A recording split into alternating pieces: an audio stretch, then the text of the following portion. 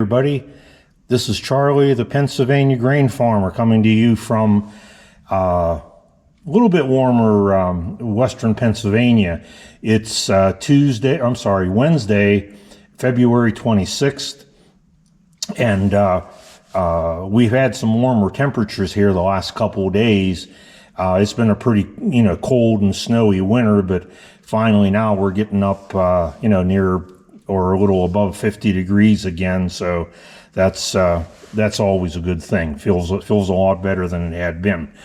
For this video, what I thought I would do is give you an update on the preparations that I'm making for spring here on the farm. There are a number of things going on, and I thought I'd include them all in one video here for you, just so that you understand what's happening this time of year in preparation for planting season. But what you're seeing on the screen right now is the Department of Agriculture Farm Service Agency aerial map of our farm, or photograph. This is obviously a copy of a copy, and it's been copied many times. But on this map, I have all my fields labeled just using the letters of the alphabet in no particular order, and I use this to kind of begin my planning. I have all the acreages marked, and I know how much of each crop I want to plant. So this is how I start the planning process. So with this map, I've now decided where I'm going to plant corn, where I'm going to plant soybeans, where I'm going to plant oats. And, obviously I know where the hay is going to be, and I'll be seeding down my oats ground with clover and timothy. So once I get that far in the process, then I take those numbers from the map and add them up so that I get a total of what I'm going to be planting this year. Okay, and then from that I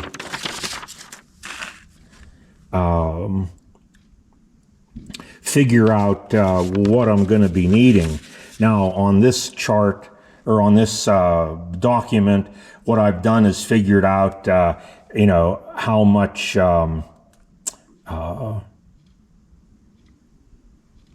chemicals I'm going to need, how much seed oats, because I always buy seed oats. I have tried planting my own before, and yes, it works, but the problem is if you don't clean it, then you're just replanting seeds. And until I bag all that up and take it and pay to get it cleaned somewhere, it's for me it's worth it just to buy the regular seed oats. So I got that, clover and timothy, and also from this particular company, Growmark, I get bagged urea for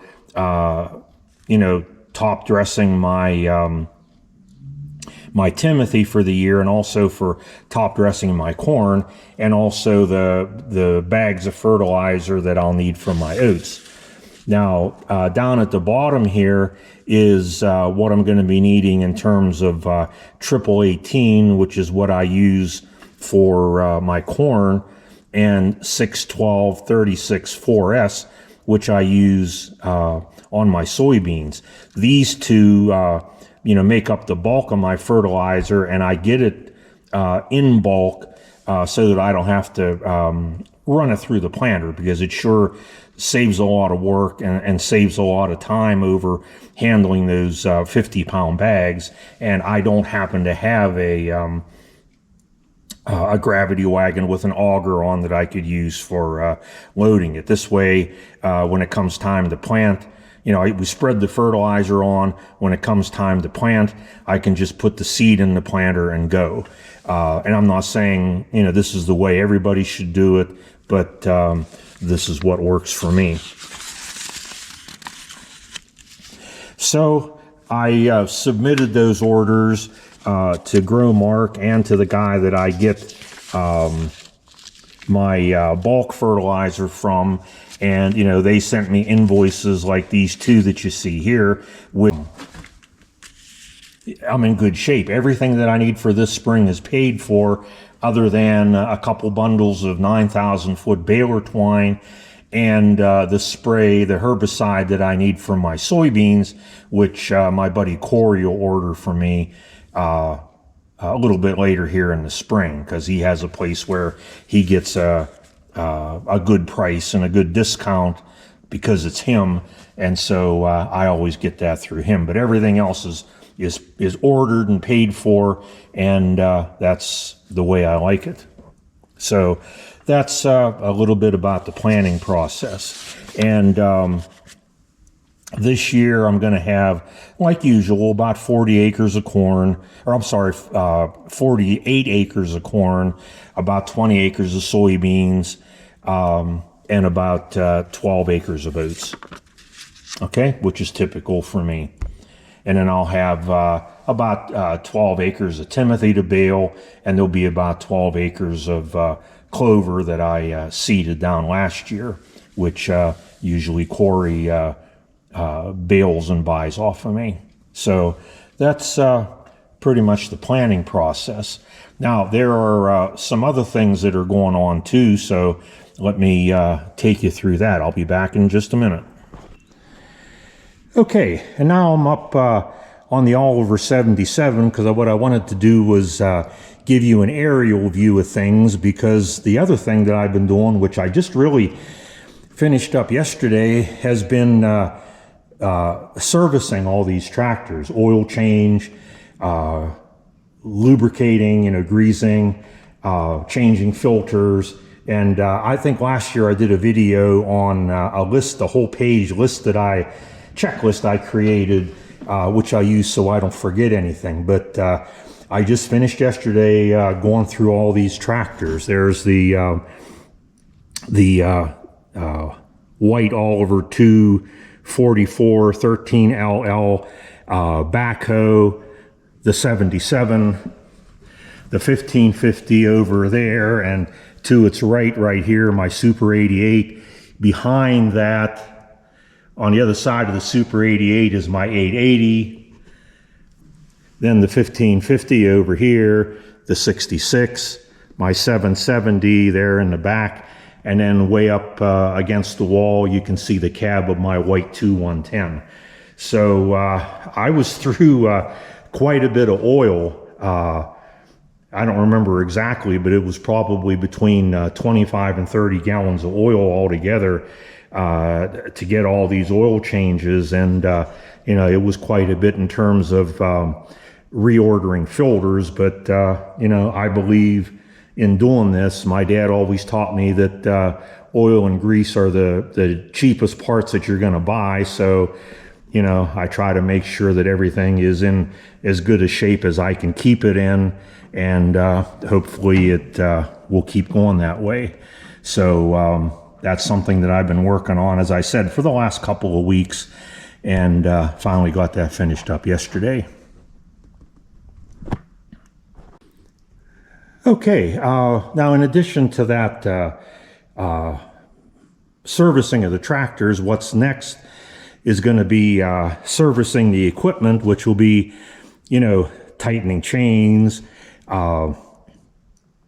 just, greasing everything, lubricating everything, and making sure that everything's ready for planting in the spring, and also for, mowing and baling hay and spraying and all of that. So I'll go over each piece of equipment. Now today, after I'm done with this video, what I plan to do is to grease this planter. You may remember me from a video last spring.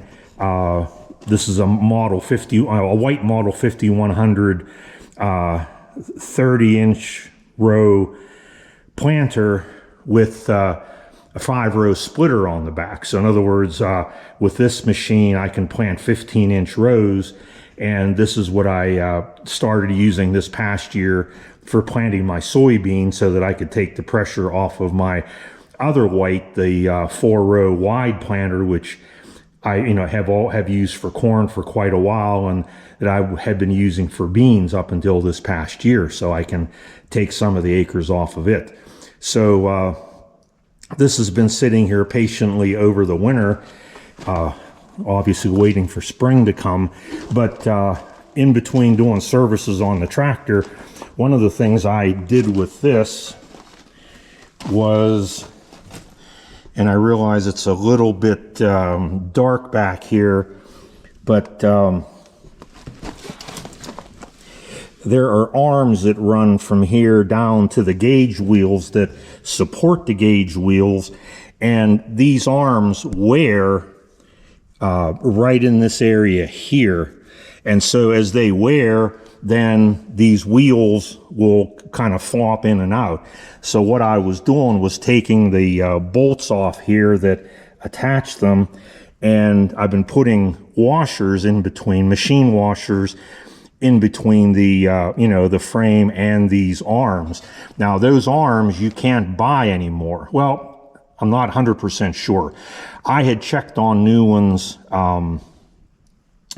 2 or 3 years ago, and I think you could buy the left hand arm but not the right hand arm, if I'm not mistaken, because they are I guess a little different. But Agco was pretty proud of them. They wanted a pretty good price. So what I did was I found a place online that had some good used ones, and I bought a bunch of them and have them on the shelf just in case one of these would happen to break. But, for the time being, because it works, what I've done is to kind of shim them with washers, and then that takes all the play out of these gauge wheels. So that's something that I've done. And what I'm going to do now is go through and grease everything up. I know I have a couple chains that I need to tighten on this, and then I'll move on to the next thing. And over the next, couple of weeks, I'll get to the other 5100, which is parked over there. You can see the top of the fertilizer boxes. I'll do the same things to it. I'll take care of my small square baler here, the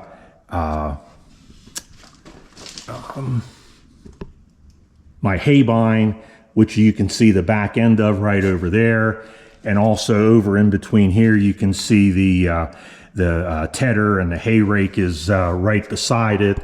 So I'll be taking care of all of them. Again, with lubrication and making sure bearings are good, and just, generally speaking, getting ready for spring. The John Deere 4400, I'll wait until summer to do servicing on it right before I use it for oats. I was having a little bit of an issue with it last fall, and I think I've come up with a solution, but I'll cover that in another video.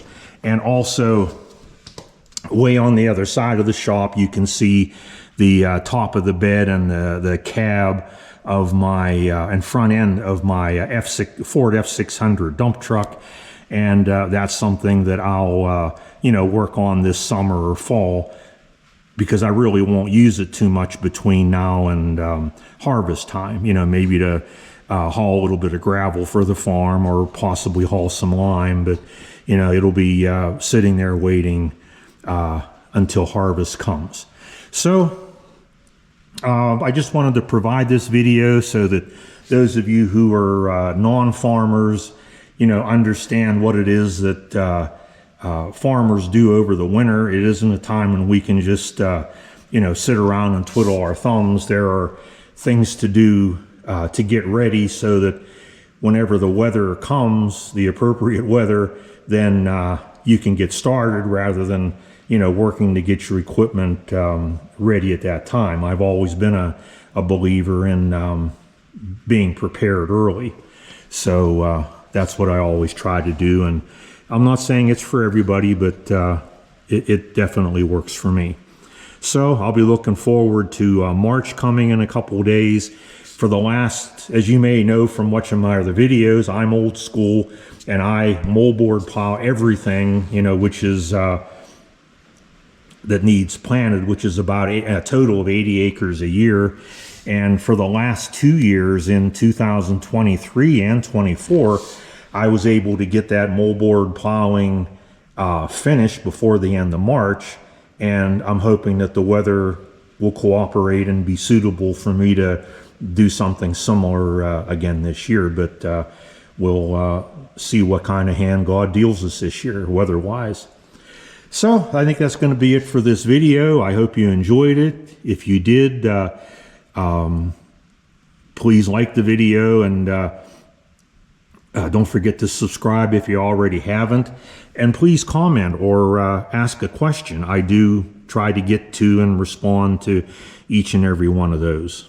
I'm not that really big of a channel, and you know, in my case, the comments aren't that numerous that I can't get to them to answer people. So for now, this is Charlie, the Pennsylvania grain farmer, saying, see you next time.